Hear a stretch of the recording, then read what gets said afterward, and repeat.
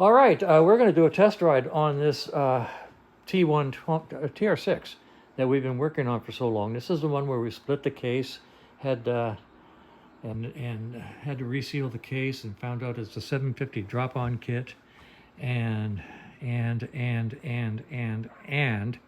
it's finally ready to, we think, do a test ride. So we're going to start it now, and we're going to film this. It's been sitting for about 2 days, so it's going to be a cold start.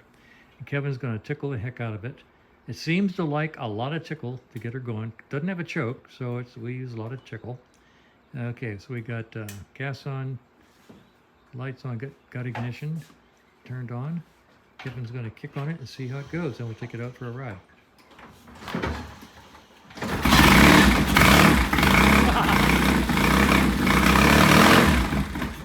That ain't bad. Okay, we'll take it outside now. That's okay. I mean, that surprised even me. Sounds good. Started on the first or second kick. That's kind of cool. I was going to say something, but I don't know what. Anyway, we'll take it outside and do a test ride. All right, well, this is the first time we've had it outside. First time we've tried to start it on the side stand rather than on the lift. Right away, we're noticing that it lays over to the left a lot more than I like. And I think it's because the side stand is sticking way too far forward. If you lift the bike up, Kevin, and just move it back, move that side stand back, but with your foot, right about 2 inches, right about there is where I would like it.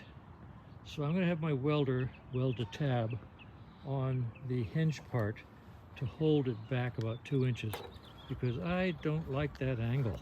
That's scary. All right, so we're going to do a start here and see if this thing will start twice in a row, and then see if we can do a test ride.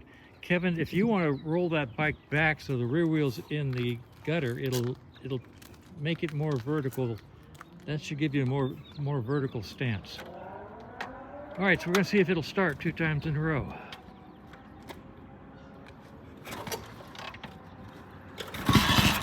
Well, tried.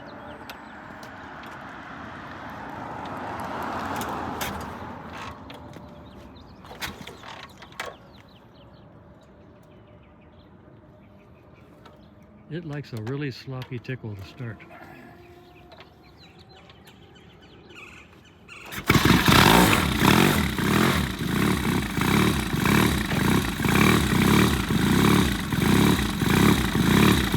Hold the brake, hold the brake, hold your brake.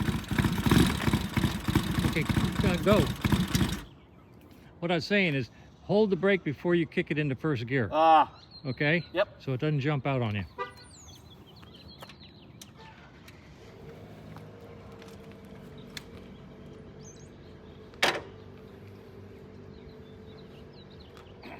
All right, let's see if it'll start for a third time.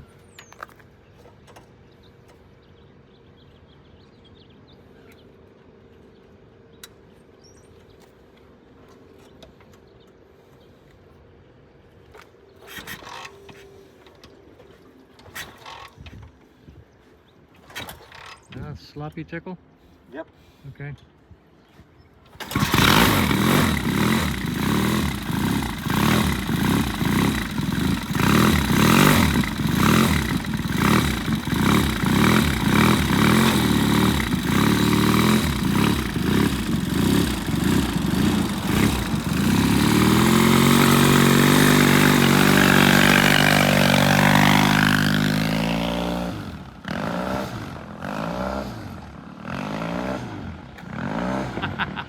He's got first gear, but not second.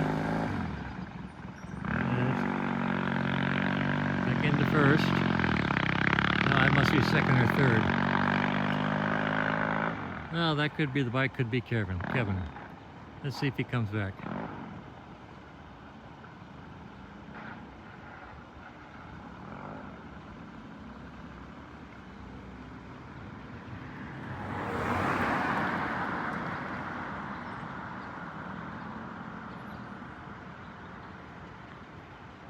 He's still down there.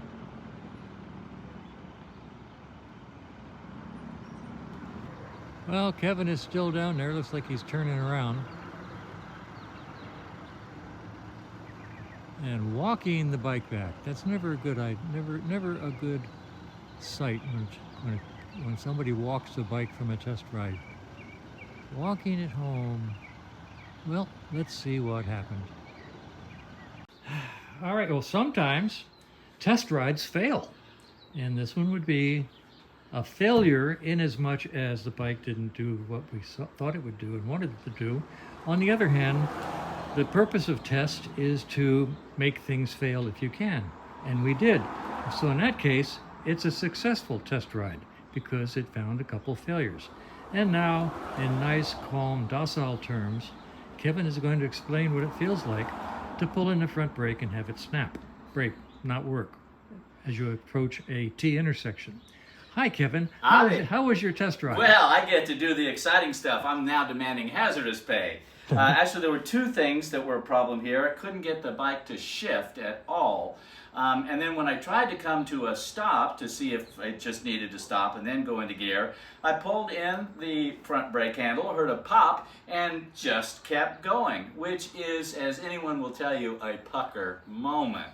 Obviously, we have a good rear brake, which I applied immediately, slowed down, and again, it just would not shift into gear. I tried going down into first, tried going up into second, and it just wouldn't move. So we've got two problems that we need to address. The good news is that it was all at low speed. There was no real danger, just irritation. So we're back at it. Let me zoom in on the handle. Show them that the front brake handle has absolutely no effect. The adjuster is way out. That's always not a good thing.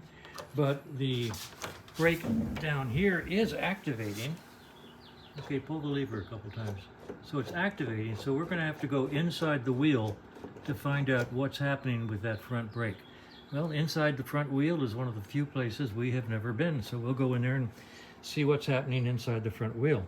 The second thing that's actually good news is the engine didn't blow up.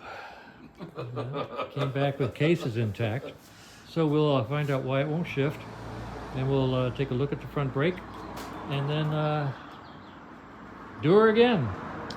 So, as I am wont to say, the fun just never stops. All right, continuing the first test ride odyssey, Kevin pulled the front wheel off. I'm in the process over here of opening the transmission. I'm pretty sure that the shift plate has just skipped over the end and gotten locked. I'll have that off in a while. In the meantime, Kevin has the front wheel off, checking the brakes, and oh my, look what we found. Let's see if I can zoom in on this. I love it when they refuse to zoom. Okay. Now then, let me get behind it. Look at that frizzled cable there. And what happened is the end came completely off of that cable, the end that's supposed to be in here, and snapped off, and it's probably up there in the street somewhere. So we're going to get a new cable for this. Huh. I'll be darned. That's interesting. This I would not expect. I really expected something to be inside the wheel, but it's simply a bad cable. It snapped the end right off of it. Okay. I'm going to take the light away. It's a little bright. Oh, there you go. So it's like this. All right.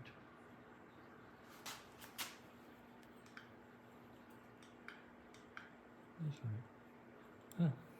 Never seen anything like that. Okay, well, we'll get a new cable. We'll go ahead and put the wheel back on and get a new cable. Well, the front wheel was an easy fix. I happen to have a brake cable, so I stuck it on there, and it works just fine.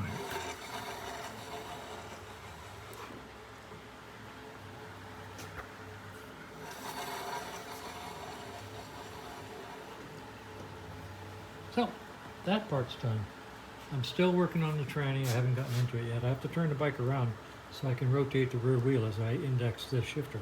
The shifter came out of index, and I need to figure out why, if it was a problem or if it was just something that happened.